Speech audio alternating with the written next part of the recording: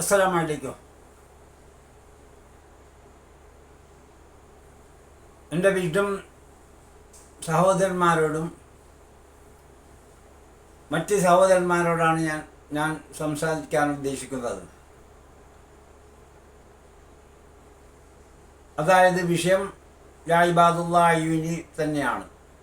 അതാണല്ലോ ഇന്നത്തെ ചർച്ച വരുന്നത് സലഫികളിലെയും. അപ്പം നമ്മുടെ സുബൈർ സലഫി എന്ന് പറയുന്ന ഒരു പണ്ഡിതൻ, അദ്ദേഹം ധാരാളം യൂട്യൂബിൽ അദ്ദേഹം സംസാരിക്കുന്നുണ്ട്, അതായത് തൗഹീദുമായി ബന്ധപ്പെട്ടുകൊണ്ട്. പക്ഷെ ജിന്ന് വിഷയത്തിൽ അദ്ദേഹം തൗഹീദുമായി സംസാരിക്കുന്നില്ല എന്നുള്ളതാണ്. അപ്പം ഞാൻ അദ്ദേഹത്തെ ഫോണിൽ കൂടി സംസാരം നടന്നു. അദ്ദേഹത്തോട് ഞാൻ ചോദിച്ചു, പല പ്രഭാഷണങ്ങളും നടക്കുന്നുണ്ട് വിഷ്ണു വിഭാഗത്തിൻ്റെ,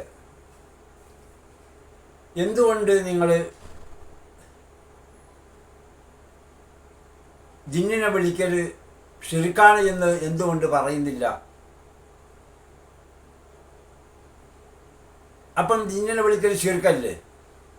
അപ്പം അദ്ദേഹം തന്ന മറുപടി ശിർക്ക്. അപ്പം ഞാൻ പറഞ്ഞു, പിന്നെ വിജനമായ സ്ഥലത്തെത്തുമ്പോൾ അവിടെ ഹാദറും അയ്യും കാതറുമായ അവിടെ ജിന്നുണ്ട് മനസ്സിലാക്കി മുസ്ലിമായ ജിന്ന് അവരെ വിളിക്കൽ അത് ഷിർക്കല്ല, അത് വസീലത്ത് ഷിർക്ക് മറാമൾ, ഇങ്ങനെയൊക്കെ സംസാരം നടക്കുന്നുണ്ട്. എന്നാൽ അതിൻ്റെ വിശദീകരണം ഞാൻ നിങ്ങൾക്ക് ഒരു 12 മിനിറ്റ് വരുന്ന ഒരു വിശദീകരണം ഞാൻ നിങ്ങൾക്ക് അയച്ചു തരാം. അപ്പം 12 മിനിറ്റ് വരുന്ന വിശദീകരണം അപ്പം അദ്ദേഹം ആണല്ലോ വിശദീകരിക്കേണ്ടത്. അത് നിങ്ങളൊന്ന് കേട്ടുകൊള്ളുക. ഹലോ ഹലോ, അസ്സലാമു അലൈക്കും. സലാം. സുബൈർ ഉസ്താദല്ലേ? അതെ, ഞാൻ പടനയിലാണ്. മുഹമ്മദ് അലി എൻ്റെ പേര്. ഉസ്താദെ, നിങ്ങളെ സ്ഥലത്ത് എവിടെ സ്ഥലം ഇത്? ഏത് സ്ഥലം? നിങ്ങളുടെ നാടെവിടെ സ്ഥലം? പട്ടാമ്പി. പട്ടാമ്പി. ഞാൻ ഇപ്പോൾ സമയമുണ്ടോ സാർ? ഞാൻ ഒരു ദേശം ഒന്ന് ചോദിക്കാനാണ്. ഒന്നുമില്ല, വലിയ വിഷയമൊന്നുമില്ല. പിന്നെ ചോദിച്ചോട്ടാ? പറഞ്ഞോളേ. അതായത് ഉസ്താദ്, നമ്മൾ ഈ പ്രഭാഷണം നടക്കുന്ന, അതായത് വിഷ്ണു വിവാഹത്തിന്റെ ഈ പ്രഭാഷണം നടക്കുന്ന സ്ഥലങ്ങളിൽ ഈ ജിന്നുമായി ബന്ധപ്പെട്ടുള്ള ഈ വിഷയം, പിന്നെ അത് ജിന്നിനെ വിളിക്കല് ശിർക്കാണ് എന്ന് പറയപ്പെടുന്നില്ലല്ലോ, എന്തിട്ട് ഉസ്താദേ? അതൊക്കെ പറഞ്ഞു കഴിഞ്ഞതാണല്ലോ. എത്രയോ സ്ഥലത്ത് അതുമായി ബന്ധപ്പെട്ട് മാത്രം നടന്ന പ്രശ്നങ്ങളുണ്ട്. ആ വിഷയം മാത്രമേ അപ്പൊ എല്ലായിടത്തും പോയി പറയുന്നില്ല. പറയേണ്ട സമയങ്ങൾ അത് പറഞ്ഞു കഴിഞ്ഞിട്ടുണ്ടല്ലോ. അത് മാത്രം വെച്ചിട്ടേ പ്രോഗ്രാമുകൾ നടത്തിയിട്ടുണ്ട്. അല്ല, അപ്പൊ ഇത് ഈ യഥാർത്ഥത്തിൽ അങ്ങനെ ഈ ശിർക്കല്ല എന്നുള്ള ഒരു നിലപാടുണ്ടാ വിഷ്ണുവിന്? അതായത് ജിന്നിനെ വിളിക്കല് ഒരിക്കലുമില്ല. അല്ല, പിന്നെ ആരോപിക്കണം. അപ്പൊ അന്നേരം ചില ആളുകൾ പറയാറുണ്ടല്ലോ, അതായത് അത് പ്രാർത്ഥന ആവുന്നില്ല, വിജനമായ സ്ഥലത്തെത്തി കഴിഞ്ഞാൽ അവിടെ വെച്ചിട്ട് ഹാദറുമയ്യും കാതറുമായ അത് പ്രാർത്ഥനയുടെ പരിധിയിൽപ്പെടാത്ത, അതായത് പ്രാർത്ഥനയുടെ പരിധിയിൽപ്പെടുന്നെങ്കിൽ ശിർക്ക്, അല്ലെങ്കിൽ പ്രാർത്ഥനയുടെ പരിധിയിൽപ്പെടുന്നില്ലെങ്കിൽ ശിർക്കല്ല എന്നുള്ളൊരു സംസാര ഇടയിൽ അത് വരുന്നുണ്ടല്ലോ.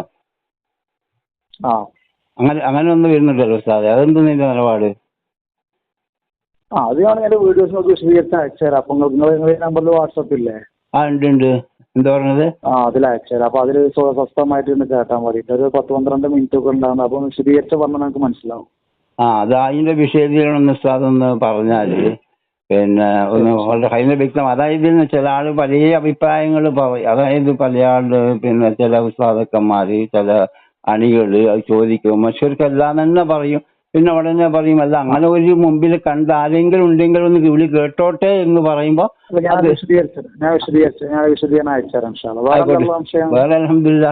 ഇതിലൊക്കെ പറഞ്ഞിട്ടുണ്ടായില്ല, അന്ന് അയൽക്കൂട്ടത്തിൽ നിങ്ങൾ സംസാരിച്ചില്ല ഇവിടെ അല്ലേ? പറഞ്ഞ് പള്ളി മുലാഖാത്താക്കീന് ഇവിടെ. എന്നാ നിങ്ങൾ യൂട്യൂബിൽ സംസാരം ഇഷ്ടം പോലെ ഉണ്ട്. അൽഹംദുലില്ലാ തൗഹീദ് തന്നെ അല്ലേ? പിന്നെ അപ്പൊ പട്ടാമ്പിയാണല്ലേ ഉസ്താദ് നിങ്ങളെ സ്ഥലം? എന്നാ ഇങ്ങ ഒന്ന് അതിന്റെ വിഷയം ഒന്ന് അയച്ചാൽ എന്നിട്ട് വേണമെങ്കിൽ വല്ല സംശയം വീണ്ടും ഞാൻ വിളിച്ച് നിങ്ങൾ ചോദിക്കാം. എന്താ നിങ്ങളെ വാട്സാപ്പ് ഉണ്ടാ? ആയിക്കോട്ടെ ഉസ്താദ്.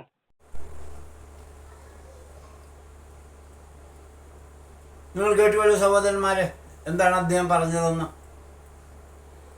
എന്നിട്ട് അദ്ദേഹം എനിക്ക് 12 മിനിറ്റ് സമയമുള്ള വീഡിയോ അല്ല അദ്ദേഹം അയച്ചത്, അദ്ദേഹത്തിൻ്റെ സംസാരവുമല്ല. നാം അദ്ദേഹത്തോട് ചോദിച്ചാൽ അദ്ദേഹമാണല്ലോ മറുപടി പറയേണ്ടത്, അത് പറഞ്ഞിട്ടില്ല. 12 മിനിറ്റിൻ്റെ വീഡിയോ ഇല്ല, അത് ഫൈസൽ മുസ്ലിയാരുടെ 3 മണിക്കൂറും 39 സെക്കൻഡാ അല്ലെങ്കിൽ 59 സെക്കൻഡുള്ള ഒരു വീഡിയോ ഇട്ടു. അത് ഞാൻ കംപ്ലീറ്റ് കേട്ടു. പിന്നെയും ഞാൻ 1 മണിക്കൂർ കൂടി കേട്ടു, ഒന്നുകൂടെ എന്താണ് ഇദ്ദേഹം പറയുന്നത്. അതിലൊന്നും ഒരു തൗഹീദ്, പൂർണ്ണമായ തൗഹീദ് മനസ്സിലാകുന്നില്ല. ഞാൻ അദ്ദേഹത്തോട് വീണ്ടും ഞാൻ പറഞ്ഞു, നിങ്ങളല്ലേ എന്നോട് പറഞ്ഞത് ഒരു 12 മിനിറ്റുള്ള സംസാരമുള്ളൊരു വീഡിയോ നിങ്ങൾക്ക് അയച്ചു തരാമെന്ന്. ഞാൻ പറഞ്ഞ അദ്ദേഹത്തിൻ്റെ വിവരം കൊടുത്തു. അപ്പം പിന്നെ വേറെ എന്തെങ്കിലും ഒരു ചെറിയ വീഡിയോ പിന്നും. അപ്പം ഇതെനിക്ക് ചുരുക്കി പറഞ്ഞാൽ ഇവർക്ക് ആർക്കും മറുപടി പറയാൻ പറ്റുന്നില്ല. ഞാനിപ്പോൾ ഒരു വീഡിയോ നമ്മുടെ ഓരി ബുക്കിലെ ഹത്തീബ് അദ്ദേഹവുമായിട്ട് സംസാരിച്ച അദ്ദേഹത്തിൻ്റെ മറുപടി എന്ന് പറഞ്ഞാൽ ഇവർ വീഡിയോ തയ്യാറാക്കിയിട്ടുണ്ടല്ലോ. ഒരു മുക്ക് ഹത്തീബിൻ്റെ, അതായത് വിട്ടം പള്ളിയുടെ ഹത്തീബിൻ്റെ ഇമാമിൻ്റെ മറുപടി എന്ന് പറഞ്ഞിട്ടൊരു വീഡിയോ ഞാൻ തയ്യാറാക്കിയിട്ടുണ്ട്. അപ്പം അതിലും ഇത് നമുക്ക് മറുപടി തന്നത് ഫൈസൽ മുസ്ലിയാടിയാണ്. അപ്പം എല്ലാവരും, അതായത് ഈ ഖത്തീബുമാരൊന്നും നമുക്കെന്താ, ഖത്തീബുമാവട്ടെ ഈ നമ്മുടെ ജുബൈർ സലഫി ആവട്ടെ നമുക്ക് മറുപടി പറയുന്നില്ല. എന്തുകൊണ്ട് ഇങ്ങനെ മറുപടി പറയാതെ വരുന്നു? ഫൈസൽ മുസ്ലിയാരെയാണ് ഫോളോ ചെയ്യുന്നത്. അതിന് പേര് ഞാൻ എന്താക്കി, ഫൈസൽ മുസ്ലിയാർ പ്രമാണവിരുദ്ധമായിട്ട് എന്തൊക്കെ അപകടം പറഞ്ഞിട്ടുണ്ട് അത് ഞാൻ ആ വീഡിയോയിൽ വിശദീകരിച്ചു. പക്ഷെ ആ വീഡിയോൻ്റെ ഞാൻ വിശദീകരിച്ചതിൽ അതിൻ്റെ അദ്ദേഹത്തിൻ്റെ സംസാര വീഡിയോ ഞാൻ അതിലിട്ടിട്ടില്ല. കാരണം സമയം കുറേ കൂടിപ്പോയി. അതുകൊണ്ട് ഇതിൽ ഞാനിപ്പോൾ എന്താക്കാം, ആ സംസാരത്തിൻ്റെ വീഡിയോ ഞാൻ ഇതിലിടാം. ഒന്ന് നിങ്ങൾ കേട്ടുകൊള്ളുക.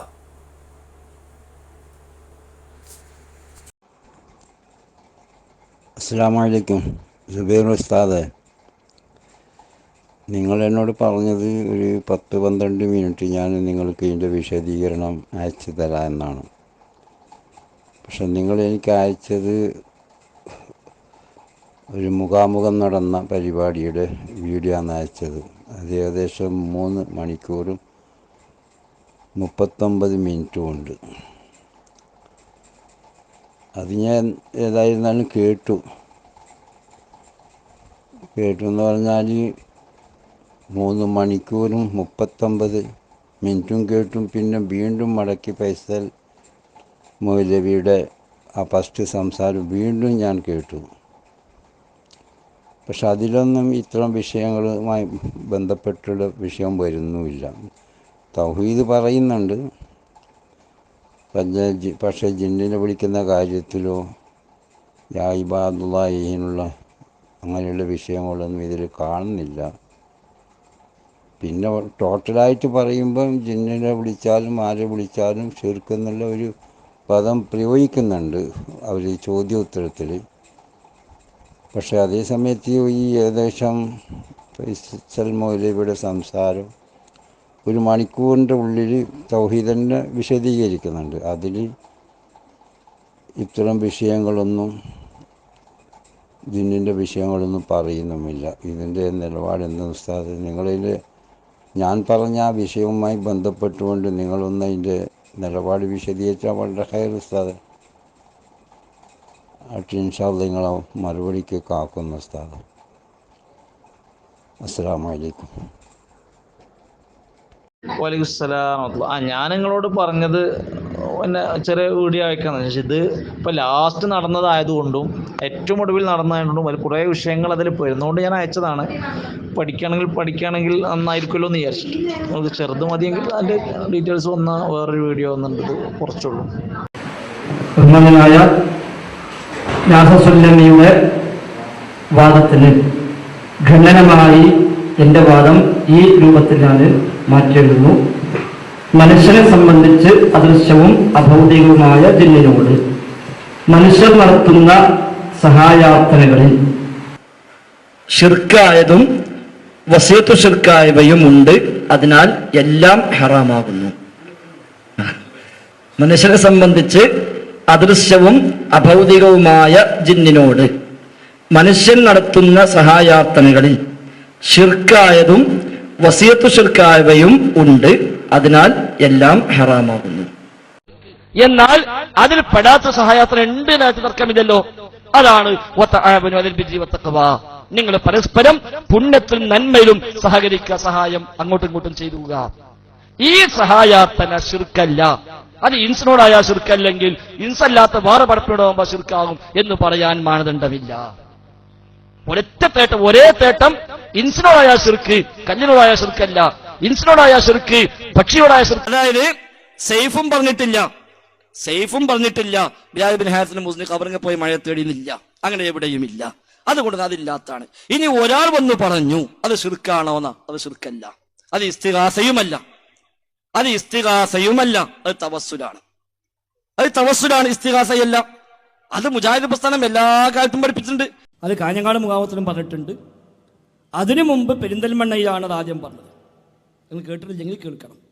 അവിടെയാണ് ആദ്യം ഈ വിഷയം പറഞ്ഞത്. പെരിന്തൽമണ്ണയിൽ ഒരു മുസ്ലിയാർ വന്നു. അദ്ദേഹം ചോദിച്ചു, ഞാൻ നബിയുടെ ഖബറിൽ ചെന്ന് നബിയെ നിങ്ങൾ എനിക്ക് വേണ്ടി പ്രാർത്ഥിക്കണം എന്ന് പറഞ്ഞാൽ എന്താണ് അതിൻ്റെ വിധി? അപ്പം ഞാൻ ചോദിച്ചു, നിങ്ങൾ എന്തുകൊണ്ട് ഖബറിൽ പോയി? ഇവിടുന്ന് പറഞ്ഞാൽ നബി കേൾക്കുകയില്ല എന്നതുകൊണ്ട് പോയതാണോ? അവിടെ ചെന്നാലേ കേൾക്കൂ എന്ന വിശ്വാസമുണ്ടോ? അപ്പം അദ്ദേഹം പറഞ്ഞു, എവിടുന്ന് വിളിച്ചാലും കേൾക്കും. എന്നാൽ പിന്നെ ഏതായാലും ശിർക്കല്ലേ, പിന്നെ അവിടെ പോയതിന് പ്രസക്തി ഇല്ലല്ലോ.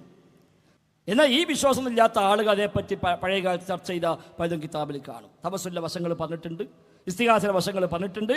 അതൊക്കെ നമ്മളവിടെ വ്യക്തമായി അവിടെ തന്നെ പറഞ്ഞിട്ടുണ്ട്. അത് കാഞ്ഞങ്ങാടും പറഞ്ഞിട്ടുണ്ട്. കാഞ്ഞങ്ങാട് മുഖാമത്തും എന്ത് വശം വ്യക്തമായി പറഞ്ഞു, എല്ലാ വശങ്ങളും പറഞ്ഞു. അതിൻ്റെ ഒരു കഷ്ടം മാത്രമാണ് ചില മുസ്ലിയാക്കന്മാരെ പിന്നിൽ പോകുന്നവർ ചോദ്യങ്ങൾ കേട്ടിട്ടില്ല എന്നതുകൊണ്ടാണ് എങ്കിൽ ആവർത്തിക്കുന്നു. ഏത് സ്വഹാബി പറഞ്ഞുവെന്നല്ലേ പിടിച്ചോളൂ സുല്ലമി. ഇബ്നു അബ്ബാസ് തങ്ങൾ പറയുന്നു. ഏത് സ്വഹാബി പറഞ്ഞുവെന്നല്ലേ പിടിച്ചോളൂ സുല്ലമി. ഇബ്നു അബ്ബാസ് തങ്ങൾ പറയുന്നു. എന്താ മുൻഗാമികൾ പറഞ്ഞത്? ഇമാം ഖുർത്തുബിയുടെ തഫ്സീറാ വായിക്കുന്നത്. നീ ഏതാണെന്ന് അറിയാതെടുങ്ങാറാവണ്ട. എന്താ മുൻഗാമികൾ പറഞ്ഞത്? ഇമാം ഖുർത്തുബിയുടെ തഫ്സീറാ വായിക്കുന്നത്. നീ ഏതാണെന്ന് അറിയാതെടുങ്ങാറാവണ്ട. സ്വഹാബിയെ ചോദിച്ചു, സ്വഹാബിയെ പറഞ്ഞു. മുഫസ്സിറിനെ ചോദിച്ചു, മുഫസ്സിറിനെ പറഞ്ഞു. അതുകൊണ്ട് ഇനി മറുപടി കിട്ടിയിട്ടില്ല എന്ന് പറയണ്ട. സ്വഹാബിയെ ചോദിച്ചു, സ്വഹാബിയെ പറഞ്ഞു. മുഫസ്സിറിനെ ചോദിച്ചു, മുഫസ്സിറിനെ പറഞ്ഞു. അതുകൊണ്ട് ഇനി മറുപടി കിട്ടിയിട്ടില്ല എന്ന് പറയണ്ട. ഖുർത്തുബി വായിച്ചു. മുസ്ലിരെ ഖുർത്തുബി വായിച്ചില്ല. എവിടെയെങ്കിലും പറഞ്ഞത് ജിന്നിനോടുള്ള സഹായ തേട്ടം അത് വസീലത്ത് ശിർക്കാണ് എന്ന് എവിടെയാണ് ഖുർത്തുബിയിൽ പറഞ്ഞത്? അദ്ദേഹം ഇങ്ങോട്ട് ചോദിച്ച 5 ചോദ്യങ്ങളും കൃത്യമായി ഒന്നാമത്തെ തവണയിൽ തന്നെ ആ ചോദ്യത്തിന് എനിക്ക് നേരെ മറുപടി നൽകിയല്ലോ. ഓരോ തവണയും ആയത്തുണ്ടോ ചോദിച്ചു, അതേ ആയത്ത് കൊടുത്തു. സ്വഹാബി വിശദീകരിച്ചു ചോദിച്ചു, അതേ സ്വഹാബിയെ പറഞ്ഞു. തഫ്സീർ ഉണ്ടോ ചോദിച്ചു, തഫ്സീർ ഉണ്ടെന്ന് പറഞ്ഞു. ആയത്തുണ്ടോ ചോദിച്ചു, അതേ ആയത്ത് കൊടുത്തു. സ്വഹാബി വിശദീകരിച്ചു ചോദിച്ചു, അതേ സ്വഹാബിയെ പറഞ്ഞു. തഫ്സീർ ഉണ്ടോ ചോദിച്ചു, തഫ്സീർ ഉണ്ടെന്ന് പറഞ്ഞു. ആയത്തുണ്ടോ ചോദിച്ചു, അതേ ആയത്ത് കൊടുത്തു. സ്വഹാബി വിശദീകരിച്ചു ചോദിച്ചു, അതേ സ്വഹാബിയെ പറഞ്ഞു. തഫ്സീർ ഉണ്ടോ ചോദിച്ചു, തഫ്സീർ ഉണ്ടെന്ന് പറഞ്ഞു. മുസ്ലിയാരെ ഇസ്തിംതാഅത്തിൽ ഏത് പണ്ഡിതനാണ് ജിന്നിനോടുള്ള സഹായ തേട്ടം വസീലത്ത് ശിർക്കാണ് എന്ന് പറഞ്ഞത്? വാദപ്രതിവാദം ഇവിടെ അവസാനിക്കുന്നു. നിങ്ങൾക്ക് ഇനിയും പ്രോഗ്രാമുകൾ ഉണ്ടല്ലോ, വിശദീകരിക്കാമോ? മുസ്ലിയാരെ ഞാൻ വെല്ലുവിളിക്കുന്നു. ഇസ്തിംതാഇന്റെ ആയത്തോതിയിട്ട് മരിച്ചുപോയ പിന്നെ ജിന്നുകളോടുള്ള സഹായ ചോദ്യം അത് വസീലത്ത് ശിർക്കാണ് എന്ന് ഖുർത്തുബി എഴുതിയ ഇബാറത്ത് വായിക്കാൻ പറ്റുമോ? സിനന്റതും മറ്റതും മറിച്ചൊന്നുമല്ല. ചക്ക എന്ന് പറയുമ്പോൾ മുക്കേങ്ങ് എന്നല്ല മറുപടി പറയേണ്ടത്, ചോദ്യത്തിനാണ് മറുപടി കൊടുക്കേണ്ടത്. അതിന് ഫൈസൽ മുസ്ലിയാർക്ക് സാധിച്ചിട്ടില്ല. ഇബ്നു അബ്ബാസ് വസിയത്തു ശിർക്കാണ് ഇസ്തിആനത്ത് എന്ന് പറഞ്ഞു എന്ന് കോഴിച്ച സംവാദത്തിൽ ഞാൻ പറഞ്ഞിട്ടില്ല. പറഞ്ഞു വന്നത് ശുദ്ധ കളവാണ്, അതും ഒരു ആരോപണമാണ്. നിങ്ങൾ തെളിയിക്കണം. എവിടെ പറഞ്ഞു? ഇന്നേ വരെ ഒരൊറ്റ വേദിയിൽ പോലും കോഴിച്ച സംവാദത്തിലും പറഞ്ഞിട്ടില്ല, അതിന് ശേഷവും പറഞ്ഞിട്ടില്ല വസിയത്തു ശിർക്ക് എന്ന് ഖുർത്തുബിയിൽ ഉണ്ട് എന്ന് ഈ ഉള്ളവൻ പറഞ്ഞിട്ടില്ല. രാസൂലുള്ളാഹി പറഞ്ഞത് നിങ്ങൾ കേട്ടു. തഫ്സീർ വേണോ ചോദിക്കണം എന്നാണ്, അതേപോലെ സ്വഹാബിയെ ചോദിക്കണമെന്നാണ്. അത് എന്റെ ചോദ്യമല്ല, ഞാൻ ചോദിക്കുന്നില്ല എന്ന് പറയുകയും എന്നാൽ അടുത്ത ചാൻസിൽ പിന്നെ അയാൾ അതേ ചോദ്യം ഉന്നയിക്കുകയും ചെയ്തു. അവിടെ കൃത്യമായി വിശദീകരിച്ച സ്വഹാബിയെ നമ്മൾ പറഞ്ഞു, ഇബ്നു അബ്ബാസ് തങ്ങളെ പറഞ്ഞു, തഫ്സീർ ഖുർത്തുബി പറഞ്ഞു. സാധാരണമായി നിങ്ങൾ കേട്ടുവല്ലോ, അദ്ദേഹത്തിൻ്റെ വിശദീകരണത്തിൽ എന്താണ് അദ്ദേഹം പറയുന്നത്? ഖുർആനോ അല്ലെങ്കിൽ സഹിഹ് ഹദീസുമായിട്ട് യാതൊരു ബന്ധവുമുണ്ടോ? ഇതുകൊണ്ടല്ലേ പ്രമാണം ഇവരടുത്ത് പറയാൻ പറ്റാത്തതിൻ്റെ പേരിലാണല്ലോ ആർക്കും മറുപടി പറയാൻ പറ്റാത്തത്. എല്ലാവരും ഫൈസൽ മുസ്ലിയാരുടെ ബാക്കിൽ, എല്ലാവരും ഫൈസൽ മുസ്ലിയാരുടെ ബാക്കിൽ. ഈ ഫൈസൽ മുസ്ലിയാരാണ് ഫോളോ ചെയ്തിട്ട് പോകുന്നത്. ഈ ഫൈസൽ മുസ്ലിയാരെ ഫോളോ ചെയ്ത് പോയാൽ നമുക്ക് സ്വർഗമാണോ ലഭിക്കുക അല്ലെങ്കിൽ നരകമാണോ ലഭിക്കുക? ഒന്ന് നമ്മൾ വിലയിരുത്തണം. നമ്മളൊന്ന് വിലയിരുത്തണം. നമുക്ക് അള്ളാഹു അക്കലും ബുദ്ധിയും തന്നിട്ടുണ്ടല്ലോ. എന്നിട്ട് ഇത്രയെല്ലാം പ്രമാണവിരുദ്ധമായ സംസാരിച്ചിട്ട് എപ്പം തുടങ്ങിയിരിക്കുന്ന ഇവർ 2013 കാലഘട്ടം മുതലല്ലേ തുടങ്ങി ഇത്തരം സംസാരങ്ങൾ, ചർച്ചകൾ. അന്ന് മുതൽ ഈ 2013 മുതൽ KNM ആരോപിക്കുന്നത് എന്താ പറയുന്നത്? ഞങ്ങൾക്കങ്ങനത്തെ വാദമില്ല. അതെല്ലാം KNM നമ്മളെ പേരിൽ വെറുതെ ആരോപിക്കുന്നതാണ് എന്നല്ലേ പറയുന്നത്. എന്തിനാണ് ഇങ്ങനെ ഒരു ആരോപണം, ഇങ്ങനൊരു കളവ് പറയേണ്ട ആവശ്യം എന്ത്? നമുക്ക് വ്യക്തമായ ഭാഷയിൽ ഫൈസൽ മുസ്ലിയാരുടെ സംസാരത്തിൽ നിന്ന് മനസ്സിലായിരിക്കെ പിന്നെ എന്തുകൊണ്ട് KNM പേരിൽ ആരോപണം ചുമത്തുന്നത്? എത്ര വർഷമായി ചുമത്തുന്നത്? ഈ വർഷം അതാ ചുമത്തുന്ന ആരെല്ലാം? പ്രാസംഗന്മാർ വേറെ, അണികൾ വേറെ. ആരോട് ചോദിച്ചാൽ ഞങ്ങൾക്ക് അങ്ങനത്തെ വാദമില്ല, ഞങ്ങൾക്ക് വാദമേ ഇല്ല, അത് ഞങ്ങൾ എവിടെയും ഉണ്ടാക്കുന്ന അപരാധങ്ങൾ എന്തല്ലേ പറയുന്നത്? എന്തൊരു അപകടമാണ്! എന്ത് സംഭവിച്ചു എൻ്റെ വിഡംകാർക്ക്? അപ്പം നമ്മുടെ ഇവിടെ മനസ്സിലാക്കുന്നത്, വിഡംകാർ മനസ്സിലാക്കുന്നത്, അതായത് ജിന്നിനെ വിളിക്കൽ ശിർക്കല്ല എന്ന്. എന്തിനാണ് നമ്മൾ ജിന്നിൻ്റെ സപ്പോർട്ടിങ് ആവശ്യം? നമുക്ക് എന്തിന്? അല്ലാഹു സുബ്ഹാനഹു വ തആല ഖുർആനിൽ ചോദിക്കുന്നത്, അലൈസല്ലാഹു ബികാഫിലിൻ ഹബ്ദ, അടിമയ്ക്ക് അല്ലാഹ് പോരെ? അള്ളാഹിൻ്റെ ചോദ്യമാണ്. പിന്നെന്തിനാണ് ജിന്ന്? മനുഷ്യനെ ഞാൻ കഴിഞ്ഞ വീഡിയോയിൽ ഞാൻ സംസാരിച്ചു, മനുഷ്യൻ അല്ലാഹു സുബ്ഹാനഹു വ തആല ഇയ്യാക നഅ്ബുദു വ ഇയ്യാക നസ്തഈൻ എന്ന് പറഞ്ഞതിൻ്റെ പേരിൽ ഖുർആനിൽ ഓപ്ഷൻ കൊടുത്തു. അതിൻ്റെ പേരിൽ മനുഷ്യനോട് ചോദിക്കുന്നു, അല്ലല്ലാതെ നമുക്ക് ആ ഓപ്ഷൻ ഇല്ലെങ്കിൽ മനുഷ്യനോട് ചോദിക്കാൻ പറ്റുമോ? പിന്നെ ജിന്നുമായിട്ട് എന്ത് ബന്ധമുള്ളത്? പക്ഷെ ഞാൻ പറഞ്ഞു വരുന്നത്, അതായത്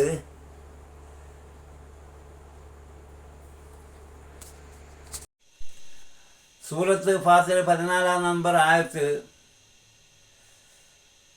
അതൊന്ന് എൻ്റെ വീട്ടും സഹോദരന്മാരൊന്ന് പരിശോധിച്ച് നോക്കിക്കൂടെ? എന്താണ് അതിൽ കൊടുത്തിരിക്കുന്നത്? നിങ്ങൾ അവരെ വിളിച്ചാൽ വിളി കേൾക്കുകയില്ല, ഉത്തരം ചെയ്യുകയില്ല.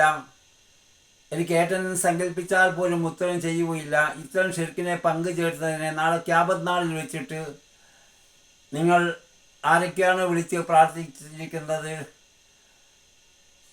അവരൊക്കെ നിഷേധിക്കും, ഞങ്ങൾ അറിയില്ല റബ്ബേ ഇവർ പ്രാർത്ഥിച്ചത് ഇമാം ഖുതുബി എന്താണ് അതിൻ്റെ തഫ്സീറിൽ കൊടുത്തിരിക്കുന്നത്? അത് ജിന്നും മലക്കും പെടുന്നല്ലേ കൊടുത്തിരിക്കുന്നത്? മറ്റ് തഫ്സീറുകളിലും ഇതേ വിശദീകരണം തന്നെ ഇല്ലേ? അപ്പോൾ നിങ്ങൾ ഈ ഖുർആനിന് അങ്ങനെ എത്ര ആയത്തുകളാണ് ഖുർആനിലുള്ളത്? അള്ളാഹുവിനെ മാത്രം ആരാധിക്കാനും അവനെ മാത്രം വിളിച്ച് പ്രാർത്ഥിക്കാനും ഈ വിഷംകാർ ഖുർആൻ അംഗീകരിക്കുന്നില്ലേ? പിന്നെ എന്ത് ഈ രൂപത്തിൽ ഈ നിലപാട് ജിന്നിൻ്റെ വിഷയത്തിൽ സ്വീകരിച്ചിരിക്കുന്നത്? ഞാൻ പ്രമാണ സംബന്ധമായിട്ട് വല്ല അബദ്ധവും ഞാൻ സംസാരിക്കുന്നുണ്ടെങ്കിൽ എന്നോട് നിങ്ങൾക്ക് ചോദ്യം ചെയ്യാം, ചോദ്യം ചെയ്യണം. അതാ വേണ്ടത്. അതാണ് ഒരു മൂവ്മെൻറ്റ്. എന്താണ് നിങ്ങൾ ഇത്ര വലിയ അബദ്ധം സംസാരിച്ചതെന്ന് ചോദ്യം ചെയ്യുക എന്നാണ് ഈ അവസരത്തിൽ എനിക്ക് പറയാനുള്ളത്.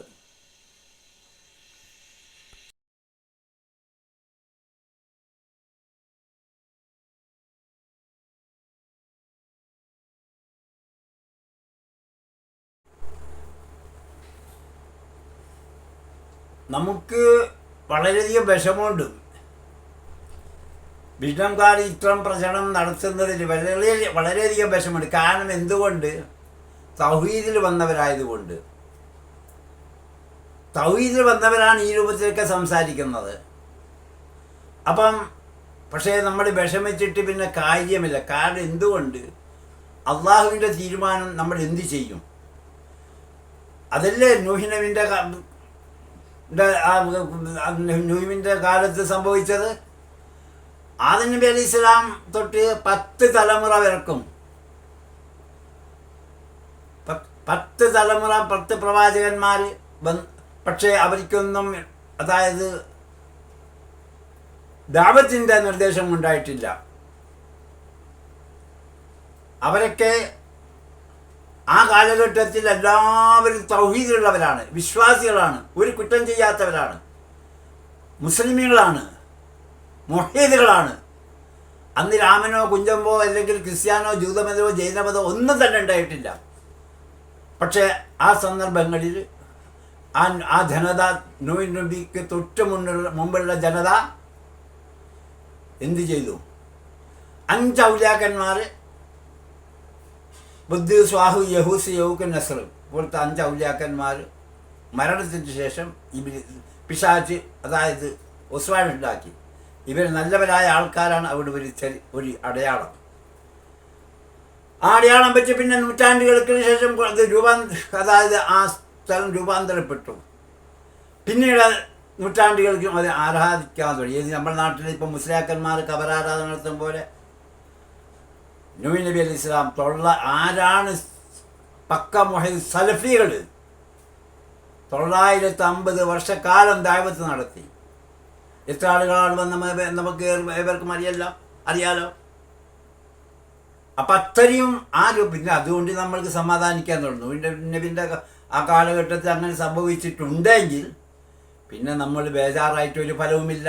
വിഷമമുണ്ട്, ഇല്ലായില്ല.